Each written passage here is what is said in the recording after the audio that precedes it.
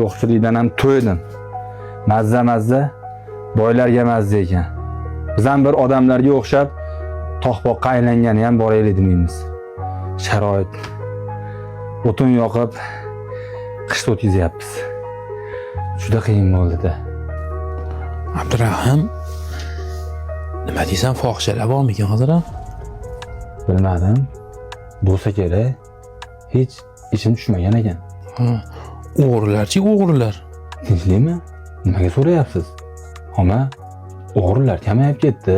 Oldin eshitib turardik ora-orada o'g'irlik bo'lganini. Hanu alkash, pianistlar ham kamayib ketdi qandaydir. Nima deydi, oldinlari ko'chada arada bo'yda tabat yotgan ko'p ko'rardik. Hozir yo'q. Tinchlikmi? Har xil gaplar gapiryapsiz, bobo. Tinchlik basta, notinchlik. Fohishalarda bor-ku. Olib kelib uyingga parvarish qilib, kompyuterni qilib berishni o'sha fohishaligini ham tashlab yuboradi. Hani o'g'ri kisavurlarda ham puli bo'lsa, birovga ehtiyoji bo'lmasa o'g'irlik qilmaydi, majburdan o'g'irlik qiladi.